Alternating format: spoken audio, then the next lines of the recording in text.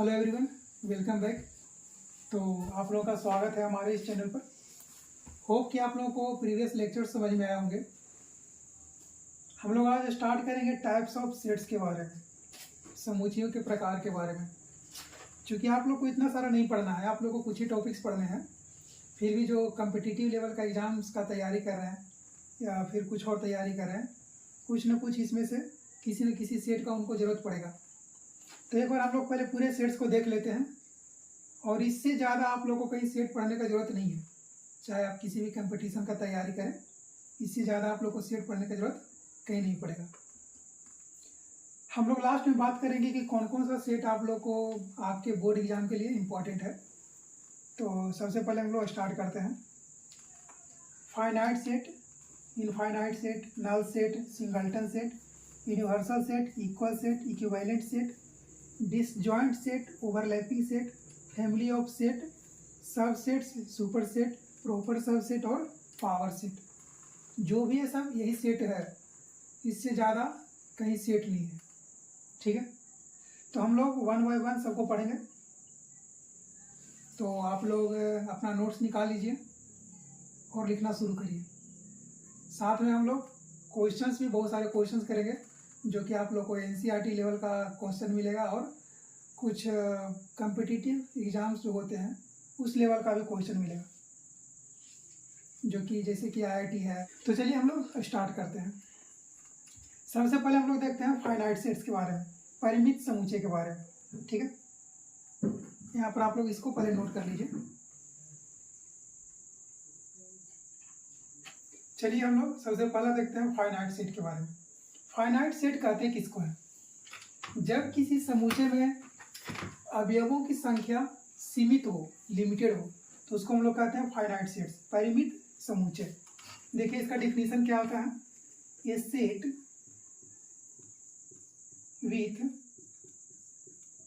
Definite,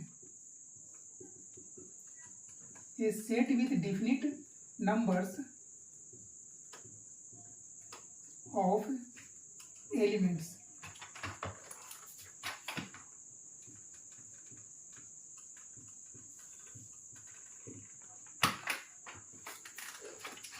एक ऐसा समुच्चय जिसमें अवयवों की संख्या सीमित हो, ऐसा समुच्चय जिसमें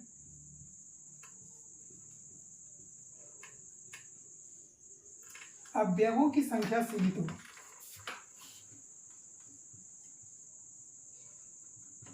अवयवों की संख्या सीमित हो। एक ऐसा समुच्चय जिसमें अवयवों की संख्या सीमित हो, उसको हम लोग परिमित समुच्चय कहते हैं। जैसे हम अगर इसका एग्जाम्पल देखें, एग्जाम्पल में क्या देख सकते हैं? मान लीजिए मेरे पास एक सेट है, ठीक है, जिसका हम लोग समुच्चय निर्माण रूप में इस तरह से प्रॉपर्टी फॉर्म इसका इस तरह से हम लोग लिखते हैं, x such that x belongs to natural number and x is lying between 1 to 5। ये मेरे पास क्या है? एक डिफिनिट समुच्चय है। इसको हम लोग रोस्टर फॉर्म में कैसे लिख सकते हैं? इसको हम लोग रोस्टर फॉर्म या टेबुलर फॉर्म इस तरह से लिखेंगे, ए इज इक्वल टू 1 2 सॉरी 1 नहीं होगा शामिल, 2 3 4। आप लोग इसमें देख सकते हैं कि इसमें जो अवयवों की संख्या है वो लिमिटेड है, सीमित है, 1 से 5 के बीच में नेचुरल नंबर्स। ठीक है, तो इस तरह के समुच्चय को हम लोग क्या बोलते हैं? परिमित समुच्चय बोलते हैं। एक और एग्जांपल देखिए आप लोग, a is equal two by such that, हम लोग वेरिएबल को एक्स वाई जेड किसी भी टर्म से रिप्रेजेंट कर सकते हैं। इसमें कोई वो नहीं है, संकोच नहीं करना है। जैसे यहाँ पर x लिख रहे हैं, x such that x belongs to something, और यहाँ पर इस तरह से हम लोग y भी लिख सकते हैं, क्योंकि ये एक चर राशि है। चर हम लोग चर राशि को x y z a b c किसी भी टर्म से रिप्रेजेंट कर सकते हैं, दर्शा सकते हैं। X such that sorry A is equal two by such that by एक अंग्रेजी वर्णमाला का अक्षर है। अंग्रेजी वर्णमाला का अक्षर है। अब जैसे हम लोग बोल रहे हैं कि बाई इस तरह से है कि बाई एक अंग्रेजी वर्णमाला का अक्षर है, और हमें पता है कि इंग्लिश अल्फ़ाबेट्स कितने होते हैं, टोटल 26 होते हैं, उससे ज़्यादा तो कुछ होगा नहीं।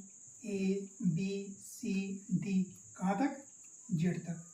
तो ये लिमिटेड हुआ कि नहीं हुआ, ये सीमित हुआ, ठीक है। तो इस तरह के समूचे को हम लोग क्या बोलते हैं, फाइनाइट सेट बोलते हैं, या परिमित समूचे बोलते हैं, जहाँ नंबर ऑफ एलिमेंट्स क्या हो, डिफिनिट हो, सीमित हो। इसको नोट करिएगा आप लोग। अपरिमित समूचे किसे कहते हैं, इसका डिफिनीशन देखिए, a set contains infinite number of elements. एक ऐसा समूचे जिसमें अवयवों की संख्या अनंत हो। A set contains infinite number of elements. एक ऐसा समूचे जिसमें अवयवों की संख्या अनंत हो, इनफाइनाइट नंबर ऑफ एलिमेंट्स।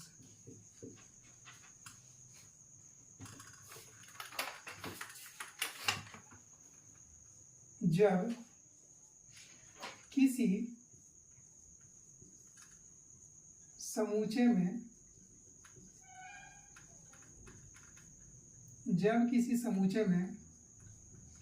अवयवों की संख्या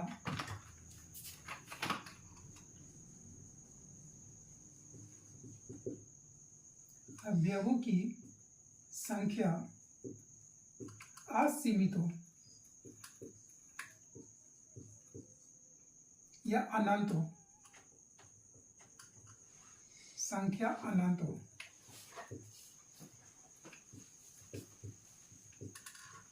वैसा समूचे जिसमें अवयवों की संख्या कितनी हो, इनफाइनाइट हो, अनंत हो। एग्जाम्पल, जैसे मान लीजिए मेरे पास कोई सेट है, ये is equal to x such that x belongs to natural number.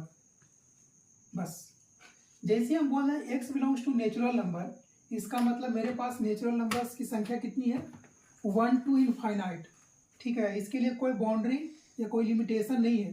जैसे इसके पहले वाला क्वेश्चन में हम लोग क्या देख रहे थे, एक्स क्या था, 1 से 5 के बीच में था, लेकिन यहाँ पर क्या है, X belongs to natural number, अनंत तक है। इसको हम लोग अगर रोस्टर फॉर्म में लिखें तो कैसे लिखेंगे, ए इज इक्वल टू 1 2 3 4 कहाँ तक, अनंत तक, इनफाइनाइट तक। तो इस तरह के समूचे को हम लोग क्या बोलते हैं, अपरिमित समूचे, इनफाइनाइट सेट। दूसरा एग्जांपल देखिए आप लोग, मान लीजिए मेरे पास कोई 20 सेट है, ठीक है, x such that x belongs to, मान लीजिए आई है या जेड है। आई या जेड क्या होता है, इंटीजर्स, पूर्णांक। अब इसको हम लोग क्या बोलेंगे, पूर्णांक मतलब 1 2 3 या फिर -1 2 3, इस तरह से। b इज इक्वल टू क्या होगा,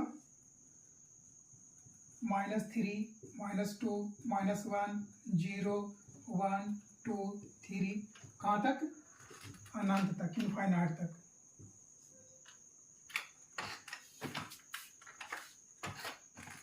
समझ में आ रहा है आप लोग को? अगर समझ में आ रहा है तो कमेंट में बताइए, अगर नहीं आ रहा है तो भी बताइए आप लोग कमेंट में, ताकि अगर कोई भी डाउट हो तो हम उसको अगले लेक्चर में इम्प्रोवाइज़ कर दें आप लोग के लिए, आप लोग को बेहतर तरीके से और समझा दें।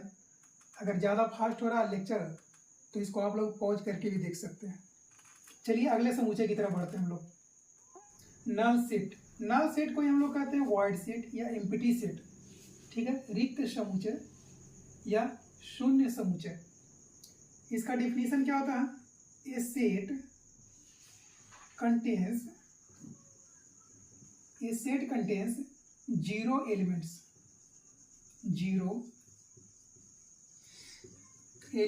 या नो एलिमेंट्स।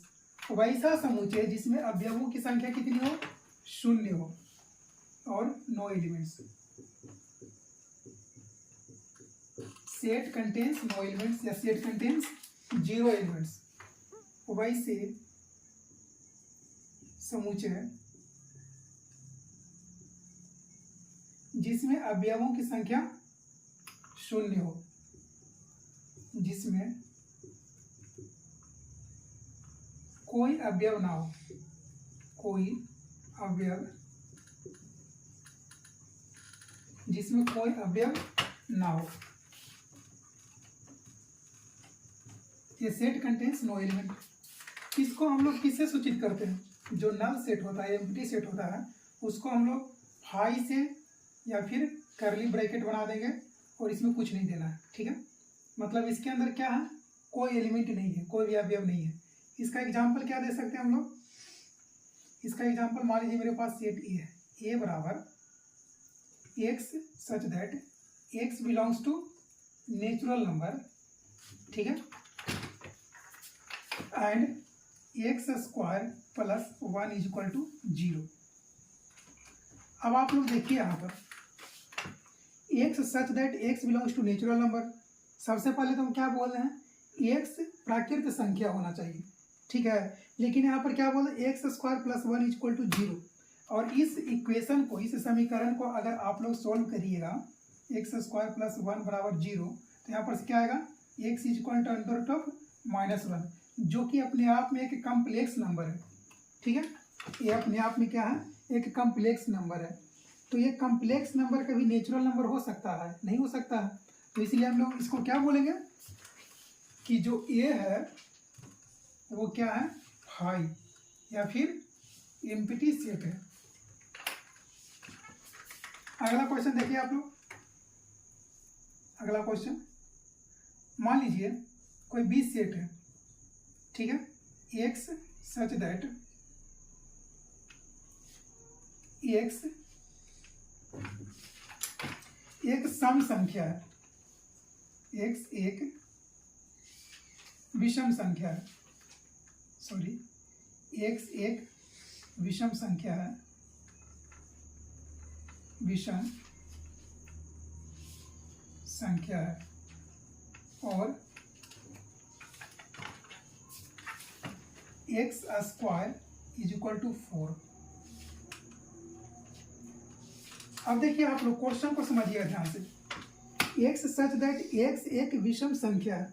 सबसे पहले तो हम लोग बोल रहे हैं कि एक्स एक विषम संख्या होना चाहिए, जैसे 1, 3, 5, जो कि 2 से विभाजित ना हो। लेकिन चूंकि इक्वेशन में क्या दे रहे हैं, x square is equal to 4, और इस इक्वेशन को अगर हम लोग सॉल्व करते हैं तो x is equal two plus -2 आएगा ना। तो प्लस -2 अगर आ रहा है तो 2 क्या है, एक सम संख्या है। लेकिन हम लोग x को किस तरह से डिफाइन कर रहे हैं, x एक विषम संख्या है। यहाँ पर तो अपने आप में कॉन्ट्राडिक्शन है, विरोधाभास है कि नहीं है। अगर यहाँ पर विरोधाभास नजर आ रहा है तो हम कह सकते हैं कि ये जो बी समुच्चय है वो एक रिक्त समुच्चय है, इसमें कैसे कोई अवयव आ सकता है। यहाँ पर हम लोग बोल रहे हैं सबसे पहले कि एक्स स्क्वायर बराबर 4, लेकिन उससे पहले बोल रहे हैं कि एक्स एक विषम संख्या है, ठीक है। तो यहाँ पर विरोधाभास क्रिएट हो रहा है, कॉन्ट्राडिक्शन क्रिएट हो रहा है। तो इसीलिए कह सकते हैं कि जो बी है क्या है, एक एम्प्टी सेट है, रिक्त समुच्चय है। Hence b is equal to 5। आसान है ना।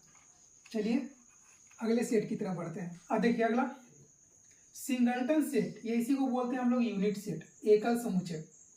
जैसा कि इसका नाम है एकल, एकल मतलब ओनली वन, जिसमें सिर्फ और सिर्फ एक ही अवयव हो। ये set contains only one element. एक ऐसा समुच्चय जिसमें सिर्फ और सिर्फ एक अवयव हो, ऐसा समुच्चय जिसमें सिर्फ एक अवयव हो, सिर्फ एक अवयव हो। एक ऐसा समुच्चय जिसमें सिर्फ और सिर्फ एक ही अवयव हो, एक अवयव हो, उसको हम लोग क्या बोलते हैं? सिंगल्टन सेट बोलते हैं। ठीक है, जैसे example a is equal to, इसमें कितने एलिमेंट्स हैं? मेरे पास एक समुच्चय ए है जिसमें अवयव सिर्फ एक है। ठीक है, मान लीजिए बी को सेट है, B is equal to x such that x belongs to real number and, real number को छोड़ दीजिए आप लोग, नेचुरल नंबर लिखिए। X belongs to natural number and x is lying between 1 to 3। अब आप लोग देखिए 1 से 3 के बीच में इसमें कितने प्राकृत संख्या हैं? 1 से 3 के बीच में इसमें सिर्फ और सिर्फ एक ही प्राकृत संख्या है ना? तो हम लोग क्या बोलेंगे?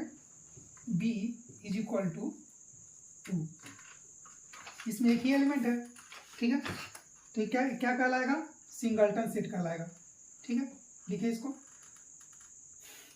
मान लीजिए मेरे पास एक और है, c इज इक्वल टू कोई और समुच्चय है, बाई सच दैट बाई एक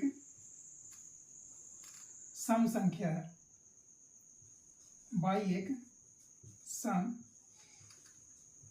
संख्या है और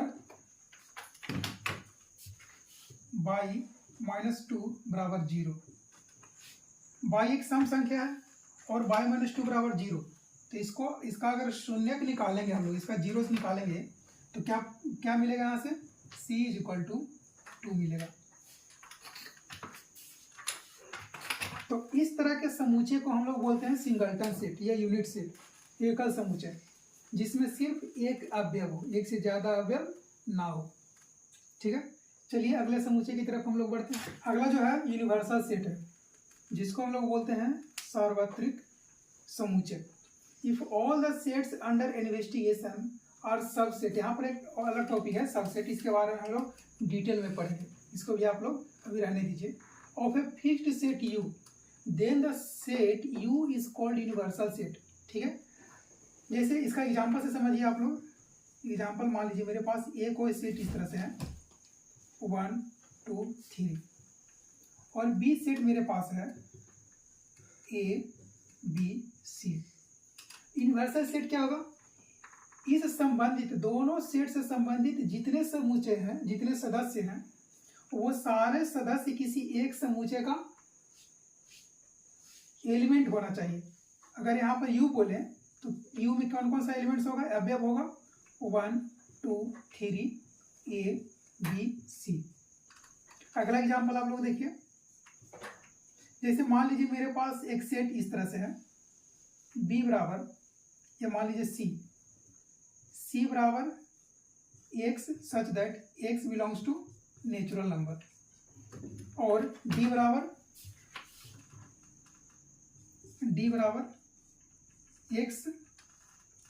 कुछ और एलिमेंट्स है 1 2 3 4। अब आप लोग यहाँ पर देख सकते हैं कि x belongs to natural number, यहाँ पर 1 2 3 भी शामिल है और यहाँ पर भी 1 2 3 शामिल है। तो हम लोग इस अवयव को, दोनों समुच्चय के अवयव को दो बार नहीं लिखेंगे हम लोग। जब भी यू हम लोग को दर्शाना होगा, सार्वत्रिक यूनिवर्सल सेट दर्शाना होगा, तो हम लोग एक अवयव को एक ही बार लिखेंगे। तो यहाँ पर यू क्या लिखेंगे हम लोग? 1 2 3 कहाँ तक? अनंत तक। तो हम कह सकते हैं u बराबर n, u बराबर c। u बराबर n नहीं कहेंगे, u बराबर c कहेंगे। क्यों? क्योंकि c अपने आप में नेचुरल नंबर का कलेक्शन है। ठीक है, तो u बराबर c कहेंगे।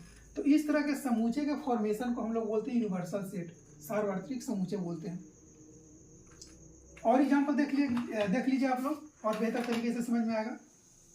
मान लीजिए आप लोग के पास एक सेट ऐसा है के बराबर a E I O u, और एल बराबर सेट है a b C d e f. अपने पास इस तरह से दो समुच्चय है, तो इस दोनों समुच्चय का यूनिवर्सल सेट क्या होगा? सार्वत्रिक समुच्चय क्या होगा? हम इसको u बराबर लिख सकते हैं, चूंकि a इसमें भी शामिल है और इसमें भी शामिल है, तो a को एक ही बार लिखेंगे। a मतलब एक ऐसा सेट जिसमें दिए हुए दोनों सेट का एलिमेंट्स मौजूद हो, ठीक है, तो यहाँ पर कहेंगे ए ई, अब देखिए ई यहाँ पर भी, यहाँ पर भी है, I O U B C D F, ठीक है, A E I O U B C D F. ये जो समूचे बनेगा इस एलिमेंट्स का, इसी समूचे को हम लोग बोलेंगे यूनिवर्सल सेट।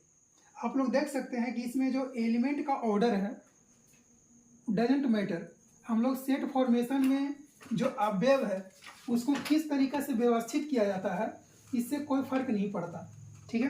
तो मतलब हम लोग एलिमेंट्स को किसी भी ऑर्डर में अरेंज कर सकते हैं किसी सेट फॉर्मेशन में, जो कि आप लोगों को मैं स्टार्टिंग के क्लास में बता चुका हूँ, ठीक है। तो चलिए हम लोग अगले समूचे की तरफ बढ़ते हैं। इस तरह के समूचे को हम लोग बोलते हैं यूनिवर्सल सेट। हम लोग और भी इसके क्वेश्चंस देखेंगे। चलिए अगले समूचे की तरफ हम लोग बढ़ते हैं। देखिए इक्वल सेट्स हम लोग किसको कहते हैं? दो समूचे को हम लोग इक्वल समूचे कहते हैं अगर दोनों समूचे में समान अवयव हो, एक ही तरह का अवयव हो, ठीक है। Two sets are said to be equal if they have exactly same elements. मेरे पास अगर दो समूचे हैं, ए बराबर ए बी सी डी ई और बी बराबर बी ए डी सी ई, अब दोनों में आप लोग देख सकते हैं भले इसका ऑर्डर अलग अलग हो लेकिन दोनों में एलिमेंट्स सेम ही है, तो इस तरह के समूचे को हम लोग बोलते हैं समान समूचे, इक्वल सेट्स बोलते हैं। तो यहां से हम लोग क्या कहेंगे? ए बराबर बी। एक और एग्जाम्पल देखिए आप लोग, मान लीजिए P कोई सेट है, P बराबर है x such that x belongs to natural number and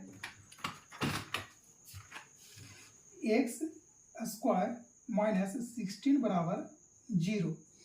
मेरे पास एक सेट ये है और दूसरा सेट क्या है? Q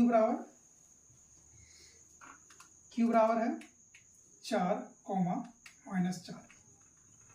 मेरे पास दो सेट है, P बराबर इतना है, Q बराबर इतना है। अगर इसका आप शून्यक निकालोगे, इसका जीरोज निकालोगे, तो इसमें देखोगे कि x बराबर 4 माइनस 4 आएगा, ठीक है। तो इसमें से कह सकते हैं कि P और Q दोनों क्या है?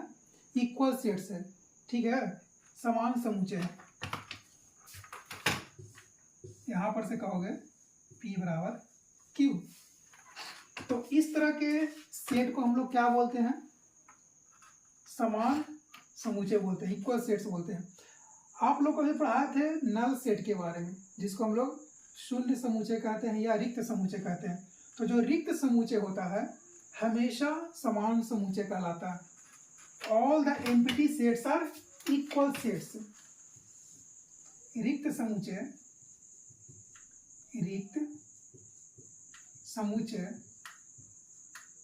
हमेशा समान समूचे होते हैं, समान समूचे होते हैं। रिक्त समूचे हमेशा समान समूचे होते हैं। क्यों समान होते हैं? क्योंकि मान लीजिए अगर a बराबर 5 है, a बराबर अगर है 5, b बराबर भी अगर 5 है, एम्प्टी है, तो हम कह सकते हैं ना कि a बराबर b, चूंकि इसमें भी एलिमेंट्स नहीं है और इसमें भी एलिमेंट्स नहीं है, तो दोनों तो समान हुआ। तो इसीलिए हम लोग रिक्त समूचे को इक्वल सेट्स भी कहते हैं, एम्प्टी सेट्स को इक्वल सेट्स भी कहते हैं। आप लोग नोट करिए। देखिए हम लोग अगला सेट देखते हैं, इक्विवेलेंट सेट्स या समतुल्य समूचे। Two sets are said to be equivalent set if they have same number of elements. दो समूचे समतुल्य समूचे कहलाते हैं अगर दोनों में अवयवों की संख्या बराबर हो, ठीक है। मेरे पास दो समूचे ऐसा है, भले उसके अलग अलग एलिमेंट्स हो but number of elements must be same to be called as equivalent set. मान लीजिए मेरे पास एक सेट है ए बी सी और दूसरा सेट है 1 2 3। अब दोनों सेट में जो नंबर ऑफ एलिमेंट्स है कितने हैं? 3 है। तो n of a is equal to n of b is equal to 3। अगर दोनों में नंबर ऑफ एलिमेंट सेम हो तो उसको हम लोग बोलते हैं इक्विवेलेंट सेट्स। इसका मतलब ये नहीं है कि दोनों ये देखिए, इक्वल सेट्स और इक्विवेलेंट सेट्स में बहुत डिफरेंस है।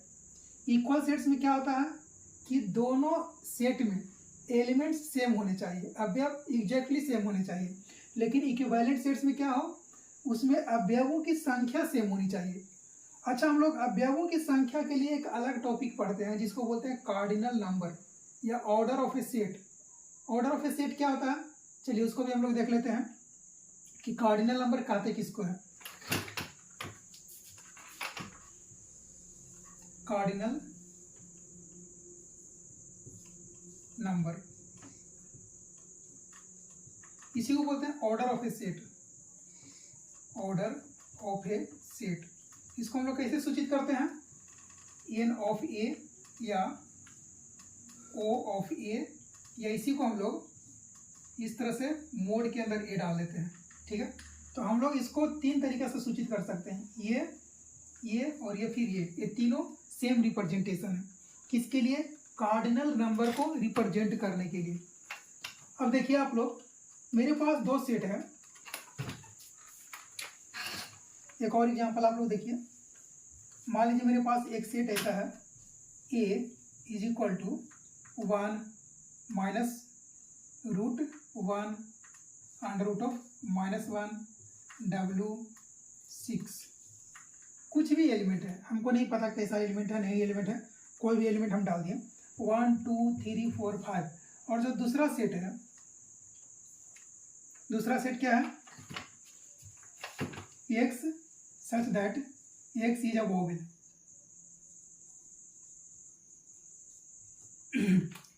b is equal to x such that x is a vowel। अब वोवेल्स कितने होते हैं, 5 होते हैं, तो 1 2 3 4 5। और यहाँ पर जो b है वो भी इनडायरेक्ट तरीका से क्या है, b, वो भी क्या है, a e i o u। अब दोनों में आप लोग देख सकते हैं कि जो नंबर ऑफ एलिमेंट्स है दोनों में क्या है, बराबर है। तो हम लोग यहाँ से ऐसा कर सकते हैं कि n of a is equal to n of b। यहाँ पर एक स्टेटमेंट आप लोग और लिखिएगा। चलिए, कार्डिनल नंबर किसको कहते हैं, किसी समूचे में अवयवों की संख्या कार्डिनल नंबर कहलाती है। कार्डिनल नंबर किसको बोलते हैं, इसको भी एक लाइन में लिख लीजिए आप लोग। किसी समूचे में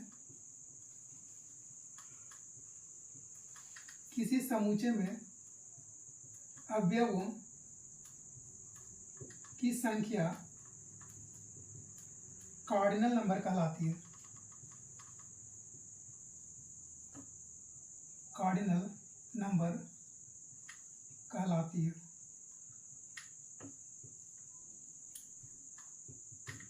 किसी समूचे में अवयवों की संख्या क्या कहलाती है, कार्डिनल नंबर। ठीक है, यहाँ पर देख सकते हैं नंबर ऑफ एलिमेंट्स दोनों में 5 है, इसलिए दोनों क्या है, इक्विवेलेंट सेट है। यहाँ पर भी नंबर ऑफ एलिमेंट्स दोनों में 3 है, इसलिए क्या है, इक्विवेलेंट सेट्स। क्लियर हुआ आप लोग को, इसको नोट करिए आप लोग।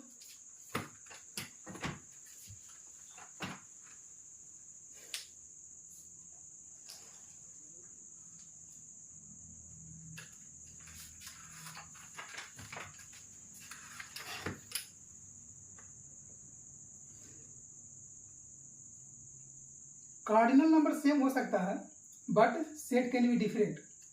यहाँ पर देख सकते हैं, यहाँ पर मन होगा तो एक स्टेटमेंट आप लोग और डालिएगा, cardinal number can be same but set can be different. Cardinal number can be same but sets can be different. Cardinal number can be same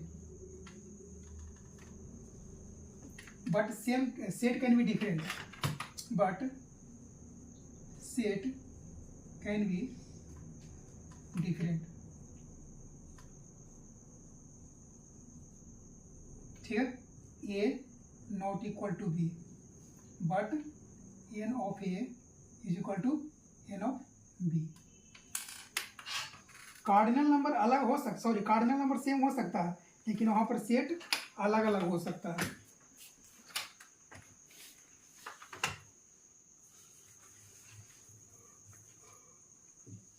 N of a बराबर n of b, but a cannot equal to b. ये चीज आप लोग ध्यान रखिएगा। चलिए अगले set की तरफ बढ़ते हैं। अगला देखिए, डिसजॉइंट सेट, असंयुक्त समुच्चय। मेरे पास दो समुच्चय है जिसमें कोई भी अवयव समान ना हो, ठीक है। जैसे मान लीजिए मेरे पास समुच्चय ए बराबर है 1 2 3 और बी बराबर है 4 5 6। दो समुच्चय हैं जिसमें कोई भी अवयव समान नहीं हो, तो इस तरह के समुच्चय को हम लोग क्या बोलते हैं? डिसजॉइंट सेट, असंयुक्त समुच्चय। ऐसे समुच्चयों का युग्म टू पेयर्स ऑफ या pair of set which don't have any common elements, जिसमें कोई भी समान अवयव ना हो, कोई भी अवयव समान नहीं हो, तो इस तरह के समुच्चय को हम लोग क्या बोलते हैं? Disjoint sets. अगला एग्जांपल देखिए आप लोग, जैसे मान लीजिए P बराबर एक्स सच दैट एक्स क्या हो?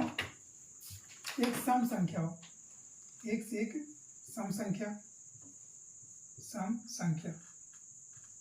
ठीक है। एक्स सच दैट एक्स एक सम संख्या और P क्यू बराबर बाई सच दैट बाई एक विषम संख्या। अब दोनों सेट P और Q, क्या दोनों सेट में कोई भी अवयव कभी समान हो सकता है? कभी नहीं हो सकता है, क्योंकि ये जो सेट बनेगा इसका 2 4 6 8 10 12 इस तरह से सेट बनेगा, और इसका सेट क्या बनेगा?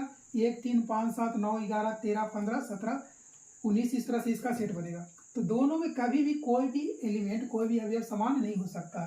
तो इस तरह के सेट को हम लोग बोलते हैं डिसजॉइंट सेट, असंयुक्त समुच्चय। इसका वेन डायग्राम आप लोग देखिएगा, तो ये होगा आपका ए और ये होगा बी, जिसमें कोई भी एलिमेंट कॉमन नहीं है, ठीक है। तो इस तरह के समुच्चय को बोलते हैं असंयुक्त समुच्चय। नोट करिए,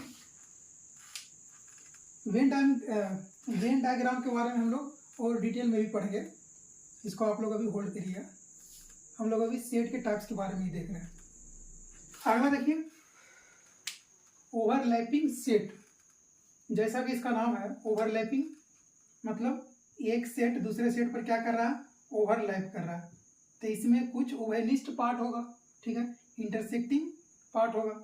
अब इसी इंटरसेक्टिंग पार्ट के वैल्यू को हम लोग बोलते हैं संयुक्त समुच्चय, set of overlapping, elements of overlapping set, ठीक है ना। अब इसमें एग्जाम्पल क्या हो सकता है? इसका कुछ एग्जाम्पल हो सकता है, जैसे मान लीजिए आपके पास एक सेट है ए बराबर ए बी सी डी ई और बी बराबर a E I O you. अब इसमें देख रहे हैं आप लोग कि इसमें दो एलिमेंट कॉमन है, ए और ई, ठीक है। तो इस तरह के सेट को हम लोग क्या बोलते हैं? संयुक्त समुच्चय। ऐसे समुच्चयों का युग्म जिसमें कम से कम एक अवयव समान हो, कम से कम एक अवयव, एक से ज्यादा अवयव भी हो सकता है वो चलेगा, लेकिन at least one element must be common in both set. कम से कम दोनों समुच्चय में एक अवयव समान होना चाहिए। This type of sets are called as overlapping set. इस तरह के समुच्चय को हम लोग बोलते हैं संयुक्त समुच्चय, ठीक है। अगला एग्जाम्पल आप लोग देखिएगा। एग्जाम्पल जैसे मान लीजिए आपके पास सेट है एल बराबर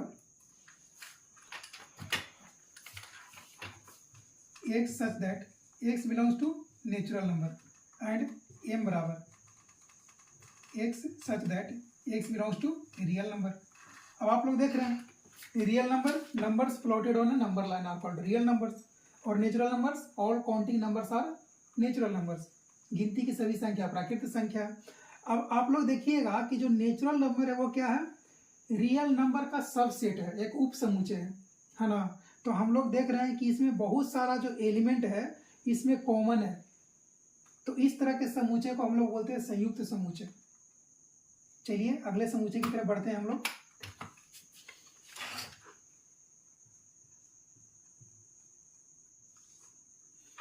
चलिए अगले समुच्चय की तरफ बढ़ते हैं। अगला है फैमिली ऑफ सेट्स या समुच्चयों का परिवार। मेरे पास कुछ ऐसा सेट है जिसका एलिमेंट खुद सेट है, जैसे मान लीजिए ए बराबर, मेरे पास जिस तरह से एलिमेंट्स अलग अलग होते हैं, यहाँ पर एलिमेंट्स खुद सेट है, जैसे 1, 2,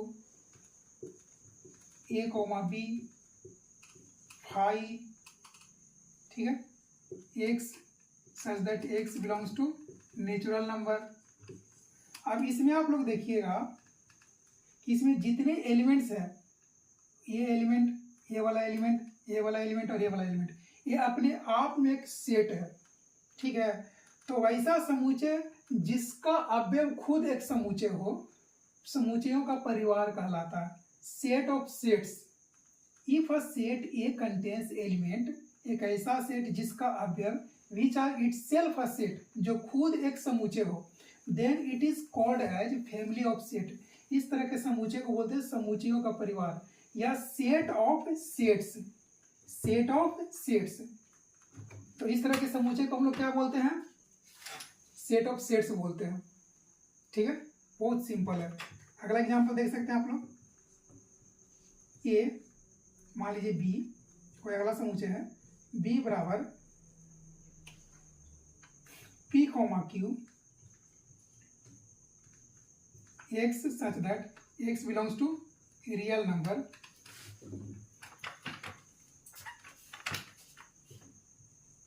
x such that x belongs to alpha x, ठीक है। तो इसमें जितने भी अवयव है, चाहे ये हो या फिर ये हो, ये अपने आप में क्या है? एक समूचे है, ये अपने आप में एक समूचे है। तो इस तरह के समूचे को हम लोग बोलते हैं सेट ऑफ सेट्स। नोट करिए आप लोग। अगर आप लोग को समझ में आ रहा है तो कमेंट में बताइएगा आप लोग, या नहीं भी समझ में आ रहा है फिर भी बताइएगा कि कौन सा पार्ट या कौन सा समूचे आप लोगों को समझ में नहीं आया, ताकि उस समूचे को या उस पर्टिकुलर टॉपिक को हम अगले लेक्चर में और बेहतर तरीके से और एग्जाम्पल के साथ कवर कर सकें, ठीक है। चलिए नोट करिए आप लोग। देखिए आप लोग, सबसेट्स, ये बहुत इंपॉर्टेंट है। सबसेट्स किसको कहते हैं? उप समूचे। If A and B are sets, दो ऐसा समूचे है ए और B, such that every element of A, such that A और बी ऐसा समूचे है, सच दैट, एग्जाम्पल के साथ में आप लोग देखिएगा, एवरी एलिमेंट ऑफ ए का प्रत्येक एलिमेंट, जैसे मान लीजिए 1, 2, 3, every element of A is also an element of B, A का जो प्रत्येक एलिमेंट हो बी का भी एलिमेंट होना चाहिए, ठीक है। बी में मान लो 1, 2, 3, 4, 5, 6, इस तरह से कुछ एलिमेंट्स है। Also an element of b, then a is said to be a subset of b. तब हम लोग ए बी का उप समूचे कहते हैं, ए को बी का उप समूचे कहते हैं। यदि ए और बी दो ऐसे समूचे हो जिसमें ए का प्रत्येक अवयव समूचे बी में हो, ए का प्रत्येक अवयव समूचे बी में दिख रहा है, तो ए बी का, ए जो है बी का क्या कहलाएगा? ए कहलाएगा, बी का उप समूचे कहलाएगा, ठीक है। तो इसको हम लोग किस तरह से डिनोट करते हैं? A is a subset of B. एक और एग्जांपल देखिए आप लोग, जैसे आप लोग मूवीज देखते हैं, है ना, तो आप लोग स्पाइडरमैन का मूवी देखे होंगे, आयरन मैन का मूवीज देखे होंगे। तो ये सारे मूवीज जो है, Spiderman, Iron Man, Avengers, Endgame, Age of Ultron, ये जितने भी मूवीज बता रहे हैं, ये सब किसका पार्ट है? ये सब MCU का पार्ट है, ठीक है, मार्वल यूनिवर्स का पार्ट है। तो हम कह सकते हैं कि all the movies of iron man और सबसेट ऑफ MCU मूवीज। आप लोग मूवीज इसको रिलेट कर सकते हैं। जैसे मान लीजिए ए बराबर या पी बराबर क्या है? All movies of MCU, MCU की सारी मूवीज, सारी फिल्में। और क्यू बराबर क्या है? All iron man movies. जितने भी आयरन मैन की मूवीज है वो सारे मूवीज का कलेक्शन क्या है? उसके अवयवों का जो संग्रह है वो सेट क्यू है।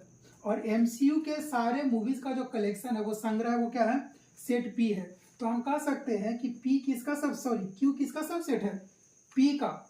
उसमें से कुछ पार्ट क्या है, ये आयरन मैन है। जो MCU एक बहुत बड़ा कलेक्शन है, उसका कुछ भाग क्या है, Q में दिख रहा है। तो हम लोग इसको किस तरह से डिनोट कर सकते हैं, Q is a subset of P। इसको आप लोग कोरिलेट करिएगा, ठीक है। चलिए इसमें भी और चीज देखना है, इसको वाइप आउट करते हैं।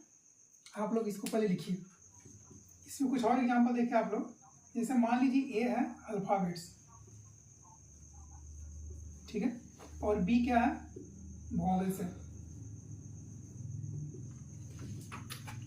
तो आप लोग देख सकते हैं कि जो B है वो क्या है, B क्या है, A का सबसेट है। अच्छा, जो इसमें जो बड़ा सेट होता है, जैसे इसमें A क्या है, पूरा अल्फाबेट्स है, पूरा कलेक्शन है, और जो B है सॉरी A क्या है, पूरा कलेक्शन है, और जो B है एक छोटा कलेक्शन है, एक छोटा यूनिट है। तो जो बड़ा कलेक्शन है, ओवरऑल डेटा है, इसको हम लोग बोलते हैं super set. Super set, super set क्या होता है, जैसे यहाँ पर हम लोग इस तरह से लिख रहे हैं B is a subset of A, तो इसको अगर हम लोग उल्टा लिखें तो क्या लिखेंगे, A is a super set of B। ये क्या है, B का सुपर सेट है, और इस तरह से हम लोग सुपर सेट को डिनोट करते हैं। चलिए कुछ और एग्जांपल, इसमें कुछ पॉइंट्स देखते हैं हम लोग, कुछ पॉइंट आप लोग नोट करिएगा। देखिए, रिक्त समुच्चय खुद का उप समुच्चय कहलाता है। जितने भी एम्प्टी सेट्स हैं वो अपने आप का सबसेट होता है, ठीक है। जैसे अगर मान लीजिए मेरे पास एक एम्प्टी सेट A बराबर 5, इसमें कोई एलिमेंट नहीं है, मान लीजिए B बराबर क्या है 5, तो हम कह सकते हैं A है जो B का एक सबसेट है, तो हम कह सकते हैं A बराबर B, ठीक है, या फिर A बराबर A, चूंकि दोनों क्या है, दोनों बराबर है, A बराबर भी 5 है, B बराबर 5, तो A बराबर A कर सकते हैं हम लोग। जो रिक्त समुच्चय है प्रत्येक समुच्चय का उप समुच्चय कहलाता है। अब इस टॉपिक को समझते हैं थोड़ा सा बेहतर तरीका से। रिक्त समुच्चय प्रत्येक समुच्चय का उप समुच्चय कहलाता है। सबसे पहले हम यहाँ पर देखते हैं कि उप समुच्चय की संख्या कैसे कैलकुलेट की जाती है। उप समुच्चयों की संख्या, नंबर ऑफ सबसेट्स, उप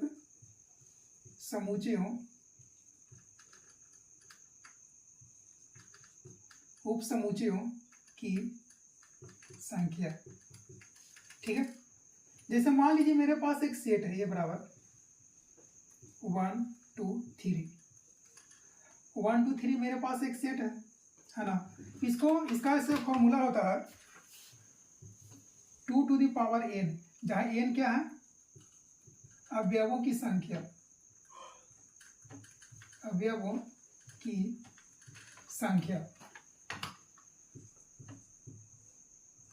अब देखिए A बराबर 1 2 3, एग्जाम्पल ले लेते हैं। A बराबर इतना दिया हुआ है, ठीक है। अब इसमें जो इसका उप समुच्चय है वो कितना होगा, number of subsets 2 to the power n, यहाँ पर n का वैल्यू कितना है 1 2 3, तो 2 to the power 3 that is equal to 8। तो इसका उप समुच्चय कितना बनेगा, इसका ऑल डिफरेंट सबसेट्स A का कितना बनेगा, 8 बनेगा। कैसे निकालेंगे हम, जैसे मान लीजिए हम अभी यहाँ पर बात किए थे कि जो रिक्त समुच्चय होता है प्रत्येक समुच्चय का उप समुच्चय कहलाता है। मतलब एक तो ऐसा समुच्चय होगा जो एम्प्टी सेट होगा, मतलब प्रत्येक सेट के लिए जो एक सबसेट होगा वो एम्प्टी सेट होगा। दोबारा सुनिएगा, प्रत्येक सेट के लिए एम्प्टी सेट एक सबसेट होता है, ठीक है। तो हम तो सबसे पहले लिखेंगे 5, पहला सबसेट 5। दूसरा, all different possible subsets of this set A, set ए का जितना भी संभवतः उप समुच्चय होगा वे सारे उप समुच्चय को हम लोग यहाँ पर लिखेंगे। एक 5 हुआ, 1 2 3, 1 2 1 2 3, 1 2 2 3 2 3 3, 1, 1 2 3 4 5 6 7 और एक और क्या बनेगा 1 2 3 1 2 3। क्यों? क्योंकि every set is subset of itself, प्रत्येक समुच्चय खुद का उप समुच्चय होता है। एक लाइन यहाँ पर और आप लोग नोट करिएगा, प्रत्येक समुच्चय खुद का उप समुच्चय होता है। प्रत्येक समुच्चय खुद का, रिक्त समुच्चय खुद का तो उप समुच्चय होता ही है, लेकिन प्रत्येक समुच्चय खुद का एक उप समुच्चय होता है। प्रत्येक समुच्चय खुद का उप समुच्चय होता है।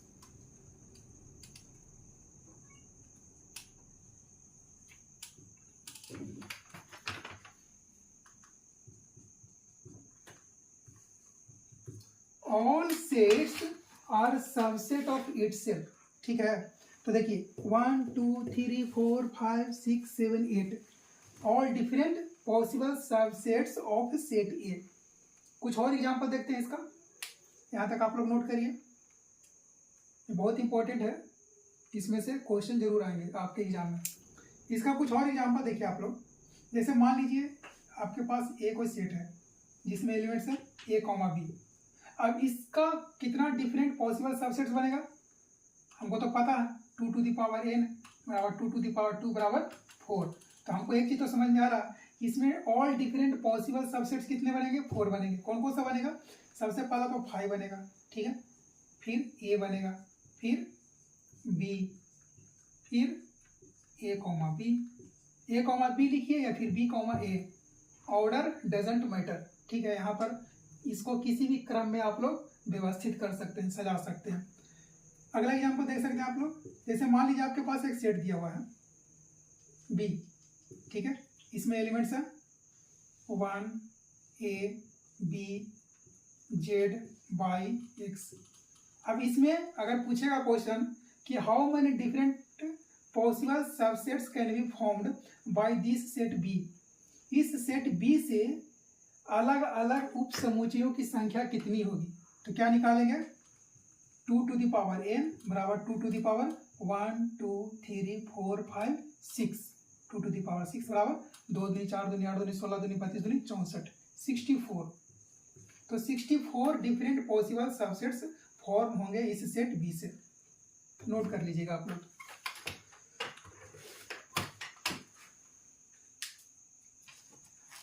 अगला देखिएगा, प्रॉपर सबसेट, उचित उप समुच्चय। ए और बी कुछ दो ऐसे सेट हैं जहां पर ए को उचित उप समुच्चय कहते हैं जब ए का प्रत्येक अवयव समुच्चय बी में हो और ए बराबर बी नहीं होना चाहिए। तो इस तरह के समुच्चय को क्या बोलते हैं? उचित उप समुच्चय। एग्जाम्पल इसका आप लोग देखिए, सबसे ज्यादा इंपॉर्टेंट आपके लिए यहाँ पर एग्जाम्पल है, एग्जाम्पल ध्यान में रखना जरूरी है। देखिए आपके पास एक समुच्चय ऐसा है, ए बराबर 1 2 3 और बी बराबर है 3 4 5 6। अब आप लोग देख सकते हैं कि ए का एवरी एलिमेंट्स बोला ना, तो प्रत्येक अवयव इसमें होना चाहिए 3 2 1। अब ए का प्रत्येक अवयव समुच्चय बी में हो, ठीक है, तो इस तरह के समुच्चय को बोलते हैं प्रॉपर सबसेट। लेकिन ए बराबर बी है क्या? नहीं है। क्यों? क्योंकि यहाँ पर एलिमेंट्स और यहाँ पर एलिमेंट्स अलग अलग हैं। यहाँ पर आप देख सकते हैं कि अलग अवयव है, यहाँ पर अलग अवयव है। तो कहेंगे हम लोग A is a subset of B, लेकिन A is not equal to B. यही ना होगा, ए तो बी का सबसेट है लेकिन ए बी के बराबर नहीं है। तो इस तरह के सेट को हम लोग बोलते हैं प्रॉपर सबसेट, उचित उप समुच्चय। नोट करिए। सुपर सेट देखिए, इसको बोलते हैं अति समुच्चय। इसके बारे में हम लोग जब समुच्चय बता रहे थे तो वहां पर ऑलरेडी बात कर ही चुके हैं कि जैसे मान लीजिए एग्जांपल है ए बराबर a b c and b बराबर अल्फाबेट्स, ठीक है, अल्फाबेट्स मतलब ए टू जेड। तो ए क्या है? बी का एक उप समुच्चय सबसेट है, और जो बी है वो क्या है? B is superset of A. यहाँ पर इसको कैसे पढ़ेंगे, A is a subset of B and B is a subset of, sorry, B is a superset of A. ए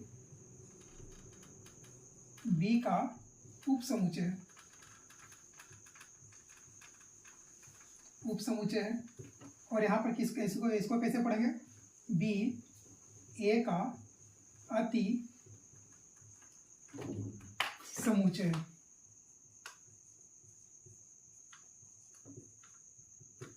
ठीक है, यहाँ पर ए बी का सबसेट है और बी ए का सुपर सेट है।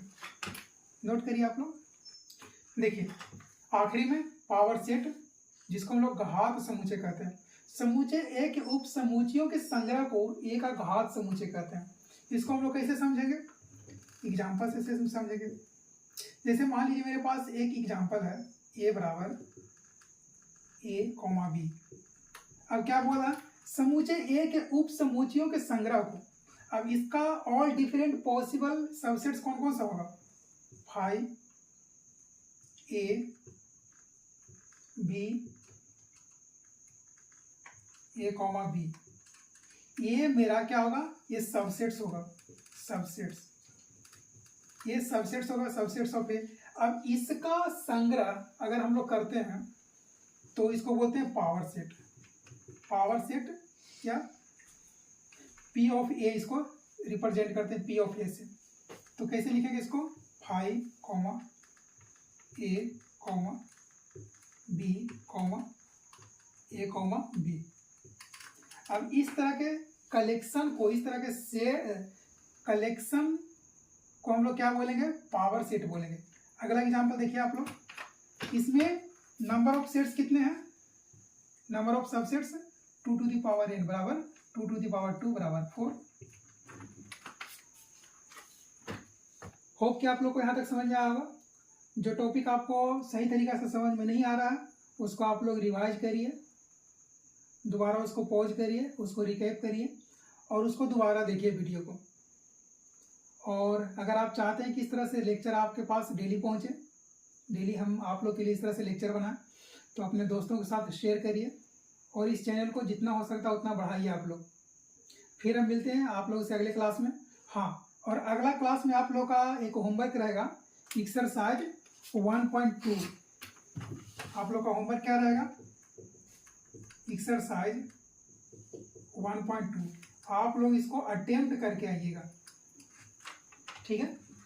फिर हम मिलते हैं आप लोग से अगले क्लास में। तब तक के लिए जय हिंद।